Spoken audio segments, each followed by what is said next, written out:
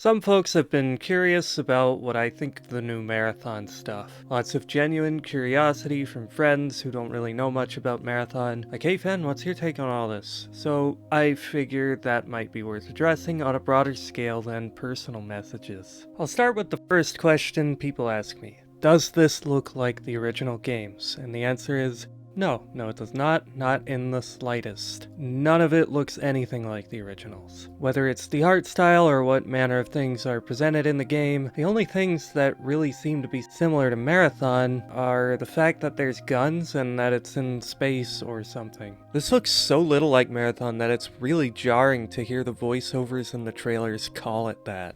Marathon is a team-based extraction shooter set around the mysterious and cutthroat world of Tau Ceti 4. If they told me I was looking at Half-Life 3 or Doom or Deltarune Chapter 3, it would not be any more confusing. Every time I hear someone playing it or narrating it call it by its name, it never stops being weird. Because I genuinely do not recognize any of the elements here as Marathon. There is no foundational spirit or idea that looks to have been carried over. This is not me feigning outrage. It is absolutely bizarre and seems senseless. Like they made a last-minute IP change. I feel like I would have to fool myself to mentally associate these things at all. As for the quality of the art style, I cannot inform you of whether something looks good or not. Craig Mullins likes the new look, and as the artist for the original games, he has a higher stake in the visual representation of Marathon than I ever could. So good for him. I'm not a bitter negativity monger who wants everyone to hate something to satisfy some personal sensibility. Of course, I'm not here to try to dismantle anyone's opinion. I'm not here to say somebody is right or wrong for liking it. But it is worth noting that even though he likes it, Craig Mullins still points out that it is a reversal of sorts. Personally, I thought it looked cool, albeit still nothing like Marathon in last year's presentation, but now that we're looking at the real game more, it looks awkward to me. Nothing seems visually cohesive. The characters look really weird, and I'm not a fan of their design much. But that doesn't really matter for something so subjective because you either like it or you don't, and me talking about it shouldn't really affect that. What I can tell you is that it objectively looks nothing like the originals at all. There was that singular moment in the 2023 trailer that showed a compiler. That looked cool, and like something from Marathon. But that was just one moment from a trailer, and I haven't really seen anything like it since, so it definitely doesn't seem reflective of the overall look of the game. So it kind of comes off almost like I'm being trolled.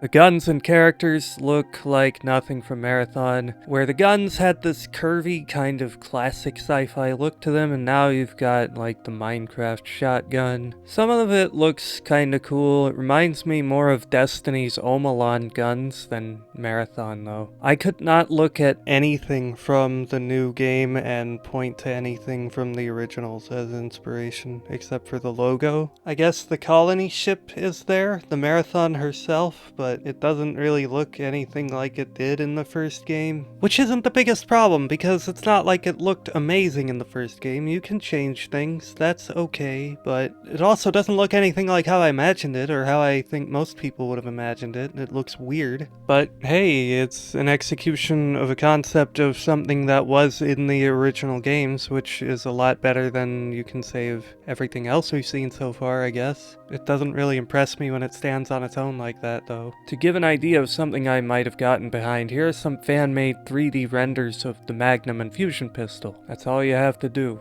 You could have some really groundbreaking looking stuff if you just took the stuff that was in Marathon and uplifted it into modern graphics. The weird android characters are, I guess, supposed to be cyborgs, battleroids or something. They're newer, I guess. They're runners. They're different. They're like avatars. I don't know. They seem to be leaning on the cyborg stuff from Marathon, but that's a really understated backstory element in those games that doesn't really have much to do with the main plot. And I know someone might say, isn't the main character one of those? And the answer is, well, it's implied pretty strongly. It's not that important. So it's really weird to hinge this entire story on that. It would be like if you made a story about Spartans killing insurgents in Halo, which is a thing that happened in the backstory, and it could make for an interesting game premise, but you need to understand when I make this point, I'm saying if Halo was an obscure cult game that had no follow-up, and then 30 years after you finished the fight, you suddenly have Bungie release this Ghost Recon style game where you're hunting insurgents as a Spartan and there are no aliens and also everyone is purple and neon green. There's no reason that this must be bad, but you have to admit it would not be like Halo. It would not make you think of Halo, even if there's technically some lore connection that most people who played Halo didn't even know about. Nothing there would be evocative of Halo. And if I were a big Halo fan, the only thing that would be sure to get my attention would be the name. The sap shields then headshot thing is gone, the aliens are gone, the lighthearted tone is gone, the multiplayer deathmatch is gone, the stuff that got you into Halo is gone. And there's no reason you couldn't necessarily like the new thing, but Halo fans are Halo fans. They're not Ghost Recon fans. Kind of like how Marathon fans are not Tarkov fans. There might be some overlap, but there would be a lot less Halo 1 fans who go on to like this Halo Recon idea than Halo 2. And that's because Halo 2 still has the stuff that made Halo Halo. My point here is to express that keeping things consistent between entries in a franchise is more important than bearing a title. That's not to say you can never branch out, but if you go in a completely oppositional direction with totally different everything 30 years later. I like Halo Wars, okay? I think Halo Wars is fun, but people who like Halo Wars just as much as I do would have absolutely hated it if it came after 30 years of nothing Halo related, you know?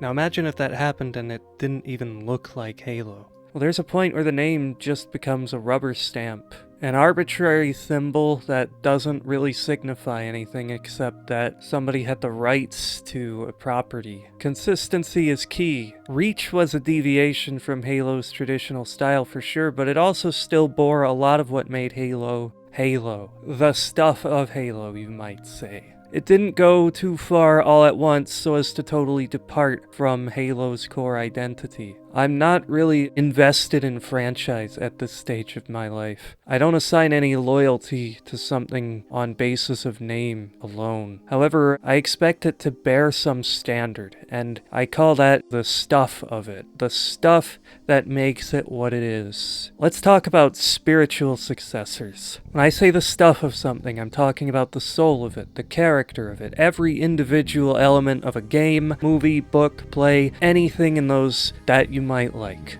I liked Marathon because it had the stuff of Marathon. Certainly not because it was called Marathon or because it was made by Bungie. Also, I like plenty of games that do not have the stuff of Marathon. It's okay for something to be different. But if there was a Marathon 4 that did not have the stuff of Marathon, I would not have confidence. It doesn't have the stuff I liked, so my status as a fan of the original is not relevant. I have no reason to be predisposed in its favor. Why would I be committed to this game if it doesn't have the stuff that I liked? Am I supposed to be some unchallenging flag bearer for a corporate franchise, showing loyalty regardless of what's there? No, I don't care if somebody's going to say a real fan likes this or that, but I'm not some mindless hater either. It's not like something has to be bad just because it's different, but if it doesn't have the qualities that endeared me to the original, that might be cause to doubt, and I think that reflects poorly on it because the name feels like it's being sold out, like a cheap rubber stamp being used for marketing purposes, rather than something that's supposed to succeed or represent the original. And this is what I mean when I say I don't care about franchise. I don't care if something calls itself Marathon for the same reason I don't care if something calls itself Lord of the Rings 40 years after Tolkien died. I think Shadow of Mordor is a fun game, but I do not like it for the same reasons that I liked Tolkien's books, and I'd have to be crazy to ascribe any of Tolkien's intentions to this game, which absolutely doesn't represent him at all. It doesn't make the game less fun, but it reflects poorly on it that it has any pretense of representing Tolkien's vision, when it does not have the stuff of Tolkien in it, and in fact is pretty antithetical to his philosophy in a lot of ways. And from what I see, I feel kind of similarly about this Marathon thing.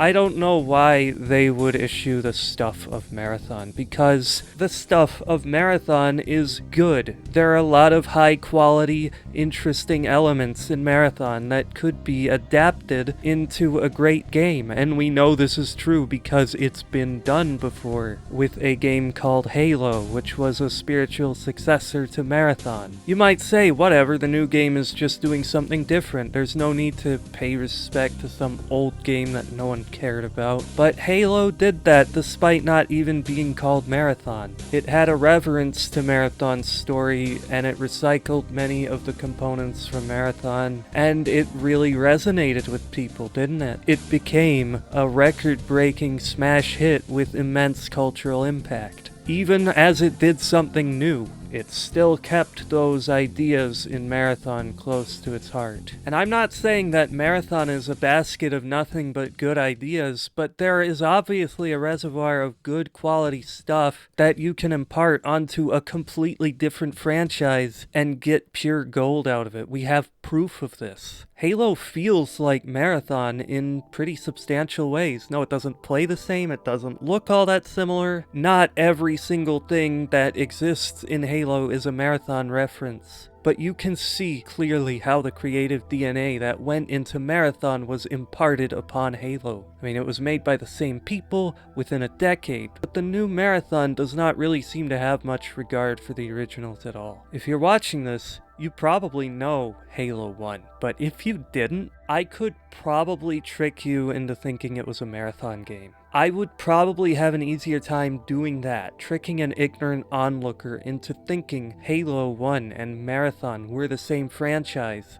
than I would have in convincing somebody that the title of this new Bungie game is Marathon if they didn't know. Franchise isn't always bad, but if you ask me, it's only worth keeping around insofar as it acts as a signifier that this thing keeps the stuff of its predecessor. Halo 2 had the stuff of Halo 1. The Halo title is insignificant. It isn't what made fans of the first game happy with what they got in the second game, even if it did secure a lot of sales. The rubber stamp isn't what made them happy with their purchase. It isn't what brought forth the stuff, the soul of its predecessor.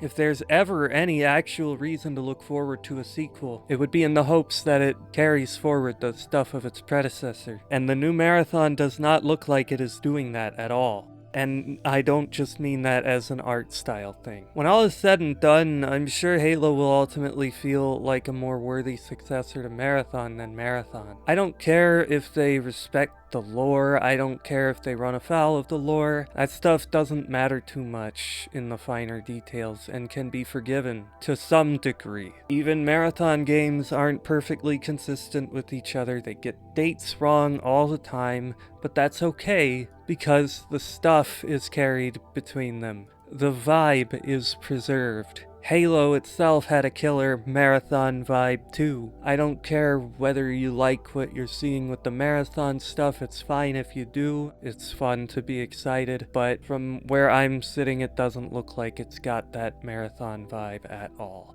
Which raises the important question of who is this for? Marathon is one of the weirdest franchises to bring to the table. You might say, oh, it has a loyal fan base of weirdos like me who make videos about it 30 years later. And listen, I'm not that hard to please, but I do have some standard of what I'm interested in recognizing as a continuation of a story. And it doesn't seem like they were willing to meet me in the middle at all here. So I don't think this game was made for me. If I'm the target audience, it's not looking good. Did they design this for the masses of people who know nothing at all about an obscure 90s FPS? I would put money on that. But wouldn't they have had better luck calling it Destiny 3? I mean, it looks more like Destiny. But why not make it a brand new IP? Nobody would associate this with Marathon if it weren't called that.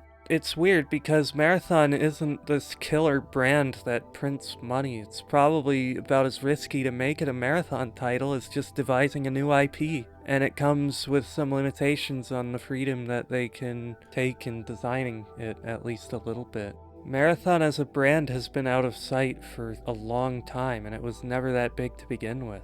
I've seen people offer the explanation that this was made in response to Mandalore's popular Marathon videos, and that's completely ridiculous. A premier game studio is not deciding what game to make so lightly as by looking at the view count of a video like this. Mandalore's popular and all, but come on. That's not why they would make this game. But that just leaves us with the question remaining. Why Marathon? And I don't know, it's really weird to bring forth an IP like this. And it's even weirder when it seems to largely disregard the original. It's extremely weird when it's an IP that not many people would even recognize. There's not much brand loyalty there, and this all seems kind of pointless to me.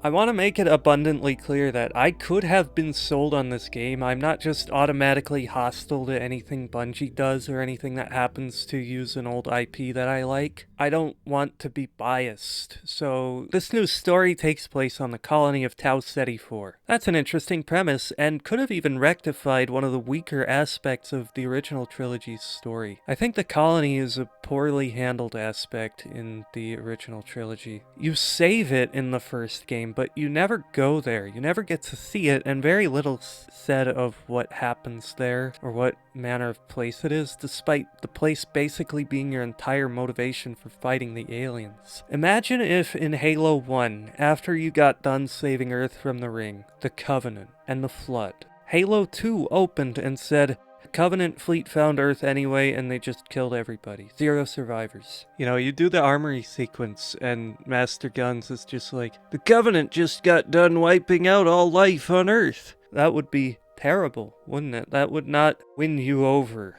It would alienate people. It would undermine the first game and waste a lot of potential since we hadn't gotten to see Earth and now it's gone. Marathon 2 basically does that.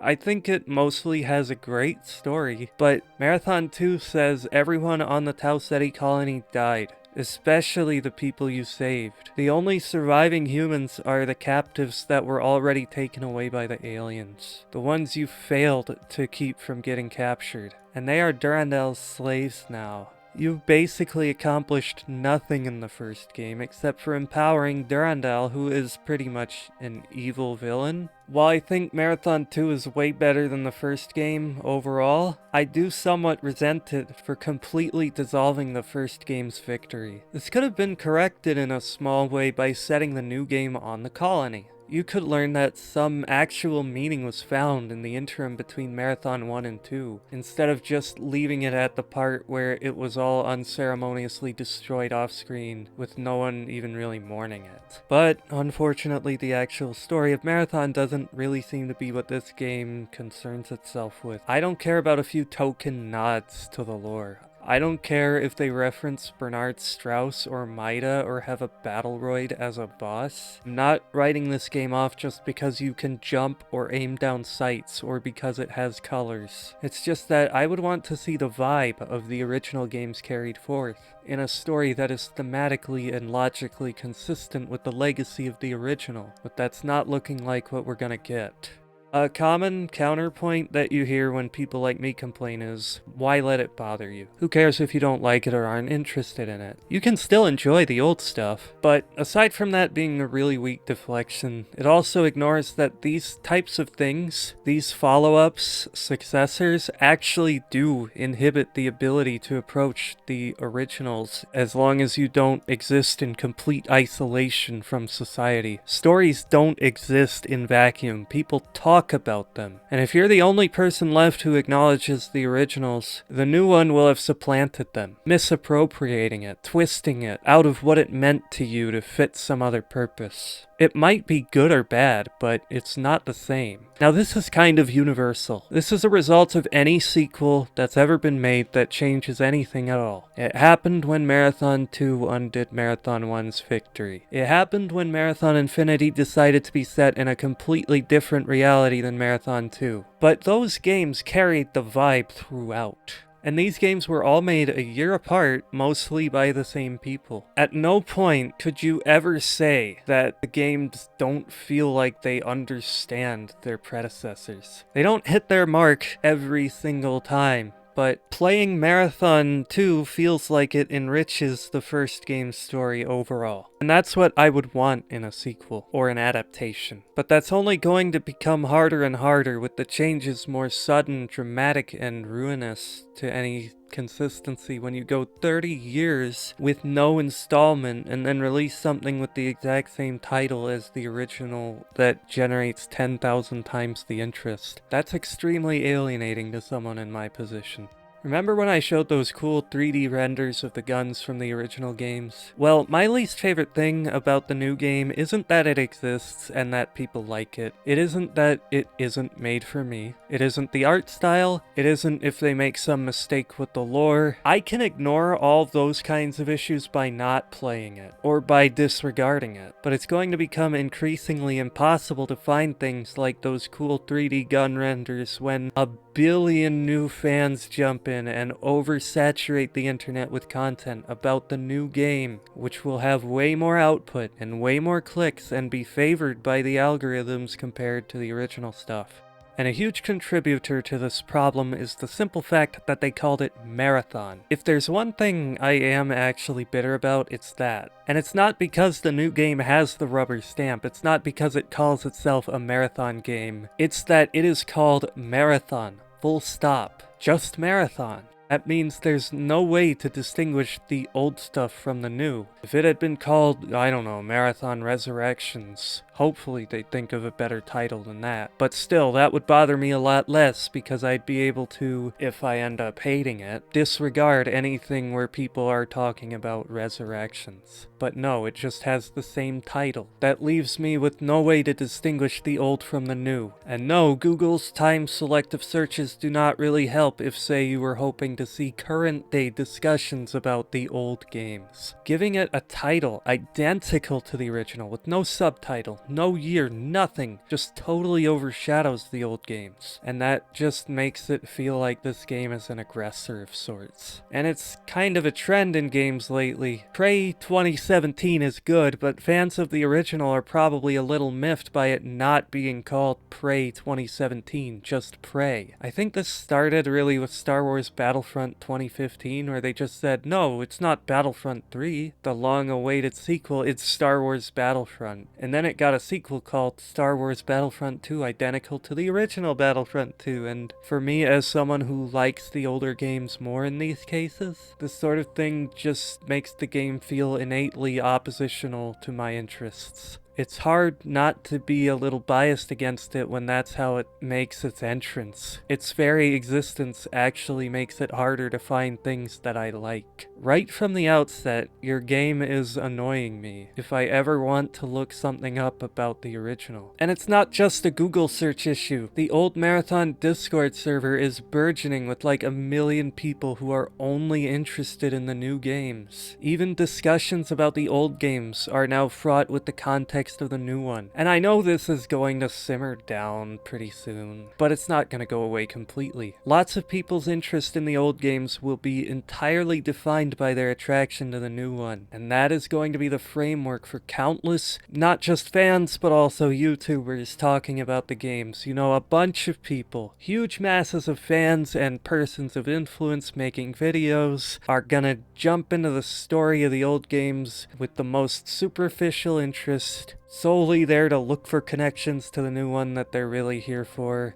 not really caring about the old ones for its own sake. Everything through the lens of how this impacts the game that they care about. And people have already kind of done that with Halo. But the fact that Halo did not appropriate the identity of its spiritual progenitor meant that you could tell who was actually interested in the story of Marathon. The new Marathon-driven interest in the old game's legacy is especially especially sad when, like I said, I don't really get the impression that this new thing takes after the old one so much after all. And it's spread even to influencers that I actually recognize from a million years ago. It has not only taken the name, it has not only taken the Google search results, it has taken the people, like a conqueror. It has occupied the story page. You might think it's nice that the ancient Marathon story page has something new to talk about when it's a game that's been discussed to death already on that website, but I am sort of annoyed nonetheless. I was okay with seeing Marathon and its community sort of recognize it as being over. I'm also okay with ancient Greece being a thing of the past, even though I like some things about it. Maybe we can bring some of their ideas forth into a new extant country. But if somebody started claiming they were the new Athens and started painting over all the ancient statues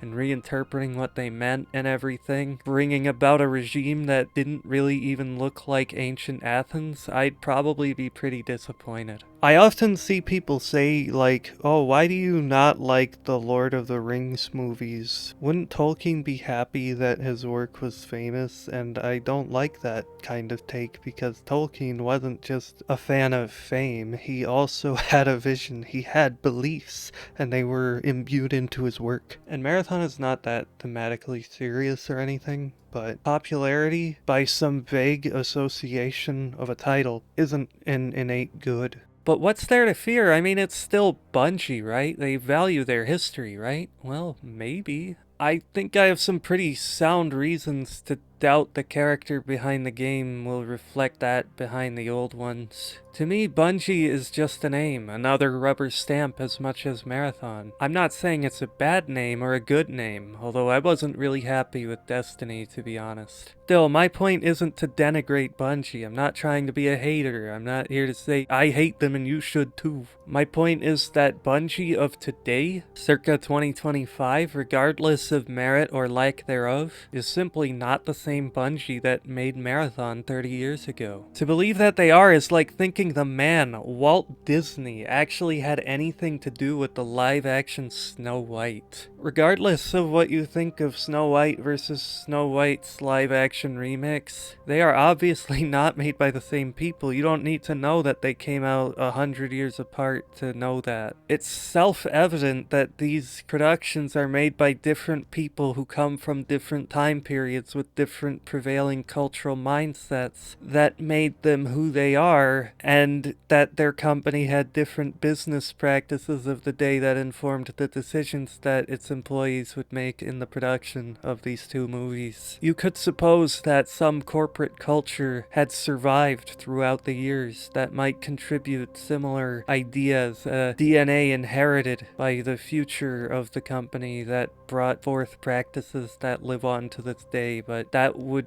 be quite an assumption, which would have to believe in an authentic, exceptional culture being held together for a long time, and any integrity in that sort of thing tends to fall apart the more a company changes, such as, say, by increasing in size by several orders of magnitude and adopting a more corporate structure. I suspect that the Disney employees of today and yesteryear might not even work together so well if you put them in the same room, as their perspectives and practices would be completely alien to each other, and I'd imagine you could expect similar of Bungie 1994 and Bungie 2025. The more people a company has, the more impersonal everything becomes. The more any prevailing ideal among the people there is going to become diffused. The more you're going to be at the whim of shareholders. You're going to have a bunch of different people with conflicting ideas who aren't talking to each other and are being directed by executives who are managing too much to have perfect ground level awareness and contributions, even if they are skilled and interested in the trade of making whatever it is they make. And Bungie is run in part by one such executive,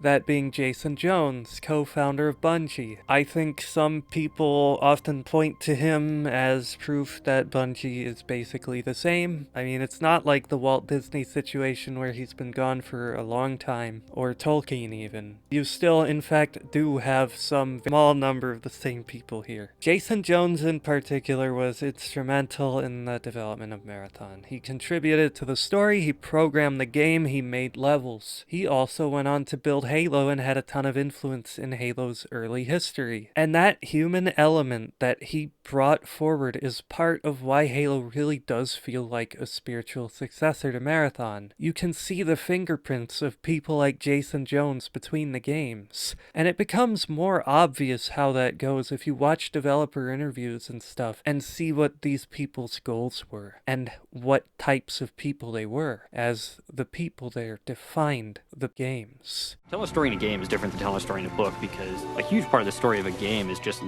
leaning flavor to the times when you're playing it, so that when you're driving around a Warthog with the Marine hanging out the side door and the guy in the back with a chain gun, that you believe that you're on this, alien artifact called Halo circling a gas giant light years away from Earth, and that it's context. I guess that's the best way to say it. It's not about making it complex, and it's not about playing movies for 2 hours between every 5 minutes of gameplay. But now, Jason Jones is an executive in a company of over 1,000 people. I'm sure he still has some creative influence, but there's a lot of opaqueness to his contributions now, and even if he does contribute a lot, it's not going to be the same type of environment as when he and his 70 or so employees, whom he probably knew every single one well enough, all worked together to make Halo 2. This was a time when they had so few people that it made a lot of sense to ask Marty O'Donnell, the music guy, what he thought of some story element, and you could get substantial feedback from all the other 70 people involved in the game. You could bounce ideas for anything, a game mechanic, a story development, off anybody. They were basically friends. And that human element carried on and shaped how Bungie interacted with the community. Now you have a boardroom of 100 or something story people who do everything behind closed doors. One team is not really talking closely to another in these types of business environments. It's like an apartment complex versus a village. As an executive of a 1,000-person company, Jason Jones may still be the same person, but he is in no position to shape things from the ground up in the same way he used to. I wouldn't say his name is a rubber stamp,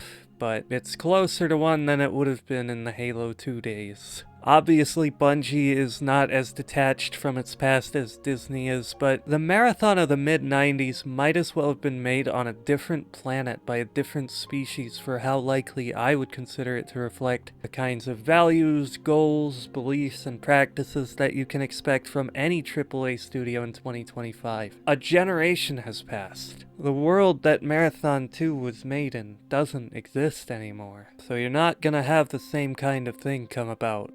Now obviously the game is not out yet. I may be speaking preemptively on some of these points, but I want to back up what I say with more than just the art style being different, as proof of this being sort of a failure of succession for Marathon. We have to address the elephant in the room and point out that this game is an extraction shooter. It's like Tarkov or something. I kind of like Tarkov, but the story of Tarkov is pretty much entirely just a vibe that you get from the feeling. The story is just there to get you into the mindset of the character, to immerse you. It's not really a goal. It's not really a point of interest unto itself. It barely has a story, and you don't really partake in any story development. That's kind of how this multiplayer extraction shooter sandbox type thing has to go. If they really do try to put more story into it, it's probably going to be something like Fallout 76, leaning on the audio logs and stuff, and I think people are going to try to excuse this by saying, well, audio logs are just like terminals. But that's completely wrong, because in Marathon, almost everything you read is somebody talking to you about things that are happening right now. You are very rarely reading logs in Marathon. That's not the focus.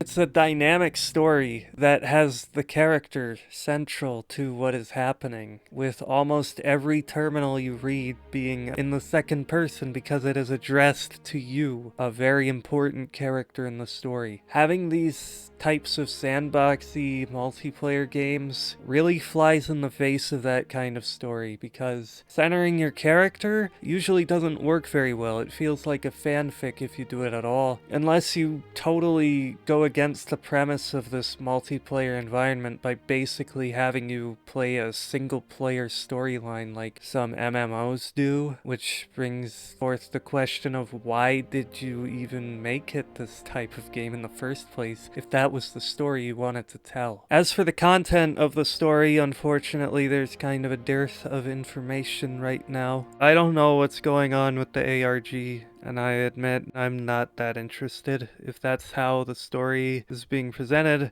it's reminding me of Grimoire cards. I don't know what's really going on with the story yet, and this is where I really want to emphasize I'm speaking preemptively. I could end up being wrong here. I just think the extraction shooter genre is a really bad format for any kind of story, and the game doesn't need to focus on story to be good, but if that's the idea, then it's yet another aspect where Marathon does not seem to represent Marathon well. Another factor that is off-putting to me is that you are a mercenary murdering UESC forces for loot. The UESC security teams are the AI enemies, and I don't know, it looks like they might just be robots, but still. The UESC was the good guys of Marathon, pretty much. You were a UESC security officer. So the good guys of the first game are an antagonistic force, which means either you're the bad guys, which seems to be implied with the whole corporate mercenary war thing, or the UESC are the bad guys, which isn't the impression you'd get from Marathon. It's another thing that isn't necessarily bad, but is kind of alienating. There's a reason Halo 2 was deliberately designed so that you don't engage UNSC forces as the arbiter. Another element that I see as failing to come forward, blood was part of the original games. These were games where you actually see unarmed, defenseless, innocent people getting slaughtered. Bob's had it rough. With the graphics being what they were, it's obviously kind of quaint compared to some of what you'd see today, but it was still kind of a scary idea, right? These games were violent. There were some nasty sprites for when people get blown up with explosives. People scream in agony and burn up when they get set aflame. They actually toned it down a little bit in Marathon 2. Since it was the 90s and the standards weren't really set yet, they probably didn't realize how much they had overdone the gore in the first game. And you don't have intestines flying around when people get blown up in Marathon 2. They just get reduced to a little pile of bones and blood. And I don't like gratuitous violence in and of itself. I don't mean to sound like some gore aficionado who's worried that some unhealthy fascination might be absent, but it was done with a purpose. All the blood and stuff made the story feel more real. This was a game about killing or dying. It made the weapons imposing, the aliens scarier, the Bobs more helpless. For the first game especially, which was really dry for a while, it brought a more visceral touch to the story. And I feel like people getting exploded and stuff was part of the game's identity. And now we got robots everywhere, I guess. It's okay to dismember a man to death with a gun and watch him drown in his own blood as long as he's a robot and the blood is purple. It's so silly. The robot stuff is another thing that's a total departure. There weren't even androids in the original games that weren't made by evil aliens to infiltrate. There was no suggestion that in the deep lore there was like an army of androids on Earth ready to come to Tau Ceti or anything. This doesn't mean they couldn't be. New things aren't always bad. Marathon doesn't seem like a universe that couldn't have androids. It's just that it's very obvious that the UESC security robots being robots isn't because they're reaching into the old lore and trying to represent the original vision of the story. It's because they're chasing a T rating. And that's not an inherently terrible thing. It's just another layer on the pile of things being changed for some reason other than to inherit the spirit of the original games. And you can only have so many of those layers before people start asking what the point is of even pretending to represent the original games. And you know, not only were Bobs presented as victims of savage violence, Bungie also encouraged you to join in on it. It's all hidden, but in Easter eggs and stuff, there are a bunch of jokes in Marathon about how you should totally just murder Bobs for fun because they get in the way and it's funny when they die. I actually think that buying too much into this humor, as people do really softens the narrative, but still, it shows you how little of a deal violence against humans in these kinds of games was at the time. You know, Halo Reach came out at the median point between Marathon and Marathon, and if you killed a civilian in Reach, you just dropped dead, stricken down as though you had gazed upon the face of God. Killing civilians is technically a thing you can do in Reach. The game takes it completely dead seriously when you do it. You aren't allowed to get away with it. The game chastises you for it, and your teammates all just start shooting your body up. And this is another one of those things that shows how these games, even when it was a 15-year difference, half of what we have now, these games were products of a different world, a different time. It would have been absolutely scandalous if Reach treated its civilians the way Marathon treated the Bobs. One thing that points to this story not really inheriting the mentality of the original games is that the premise looks to be built around this corporate war by evil, greedy corporations who are being greedy and evil and stuff. I only have what I see before me so far, sorry. But it looks like part of the premise of the game is built on this notion that corporations are bad, which is pretty cliche and also way less interesting than anything that happened in Marathon. More importantly, that was not really what Marathon was about at all. They didn't talk about corporations, ever. You know what killed all the humans on Tau Ceti where the new game takes place? It was aliens. They killed everybody because they're evil. The bad stuff that happens in the history of humans, the bad actions performed by humans in Marathon's backstory, none of it's attributed to corporations. The chain of events started with the Earth government being unable or uninterested in helping the Martian colony, which led to protests and secessionist movements, which led to a heavy-handed government response that killed a bunch of people, which led to an evil revolutionary group seizing power and killing a bunch of people. The revolutionary group, MIDA, is probably the most outwardly evil group, which is an outcome that I don't think really jibes with this corporation villain thing that they're setting up.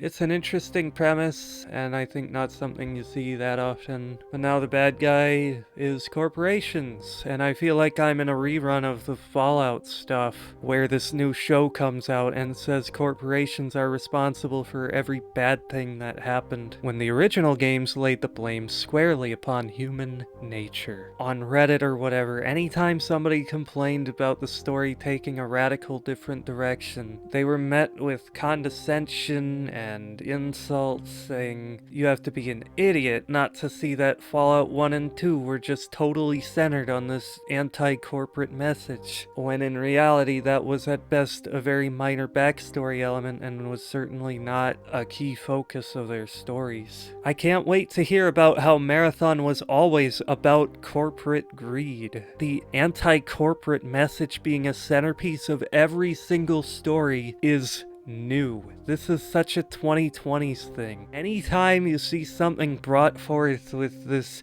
anti-corporate screed awkwardly thrown in, it probably wasn't in the original. Empire Strikes Back did not have a diatribe about the military-industrial complex like The Last Jedi does. Fallout 1 and 2 blamed humanity's innate flaws for the war and didn't single out corporations or nations, making it seem like it was pretty much inevitable. Now, you can make an interesting story with corporations that do bad things. It's not a message that I think can't be good. It's just that arbitrarily evil corporations that don't even have a coherent drive except being evil for no reason are not as interesting as what we saw in the old Marathon games. Marathon didn't really have a central message. I mean, I guess you could pick at something about free will, but it wasn't trying to preach anything. Even when 90s games did have evil corporations and stuff, they didn't usually steep this in, like, you have nothing to lose but your chains, fight the power type rhetoric. which is what I'm seeing in some of the promotional stuff for this game. I'm not here to argue, but I also don't like being preached to very much. Corporations aren't necessarily your friends, you know? But I am absolutely sick of this rhetoric because it feels like preaching that's just becoming omnipresent. Even if I was on the choir, I'd get sick of it if every single movie,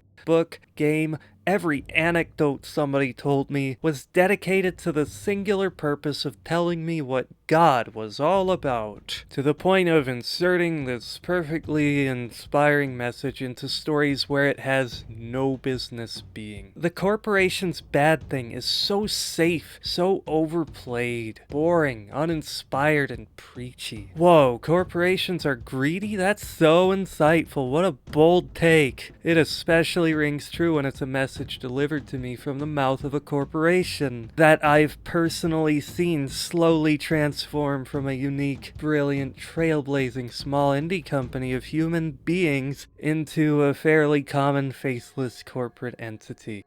No, corporations are not part of the lore of Marathon at all, and they seem to be going all in on that with this new game. I don't think any corporations were even named in the original games. The backstory centered on a Martian secession against the Earth government with some AIs thrown into the mix. There were no corporate allegiances. Wars were between nation-states and insurgents. The human backstory element was also completely out of the picture by Marathon 2. And from that point on, they have a lot more to say about aliens than they do about human society. The first game was the only one that talked about human society at all, and the corpo stuff was not there. I could end up being completely off base with this being a central focus of the new games, but they are leaning on it pretty strongly right now, so I expect it to be part of the story, and if it's not, it's just a completely pointless marketing campaign that I don't know why they did. And just in case that is where they're going, I just want to jump in before we get another Fallout show situation so I can be the first to say, no, that is actually not what those games were always about, and you're either misremembering them or have not played them to believe that. Anyway, sorry for that that particular sidetrack. That's the part that looks worst to me. The writing, the story direction, the appropriation of the story to tell is bog standard. Corporations are greedy and they're bad thing, making it a message, a statement. And again, I know this is preemptive, but I'm on guard here because, you know, it's happened more than once this year. Hopefully they ditch that stuff, but who knows. That aside, I'm not all that excited. I'm not as actively hostile to new stuff as this video might make it sound, and I apologize if I sound vindictive. It's your own business what you enjoy, not mine. It's not exactly fair to cast really harsh judgment on a game that's not even out yet, but it's hard not to speak up about something so personal and obviously something so relevant to this channel. So I want to back up why I, as a fan of the old games for such a long time, feel the skepticism and disinterest that I do. I don't think it's interesting when someone writes for a story 30 years after the fact as if it's official. It might as well be fanfic. I don't care what rubber stamp is on it. And I feel the same way you'd expect a Tolkien fan who actually understood what he wrote to feel about Shadows of Mordor. Not opposed to a fun new game, but also not thrilled about the look of it, and not really happy about where this is going to take the widespread appreciation of such a treasured old story.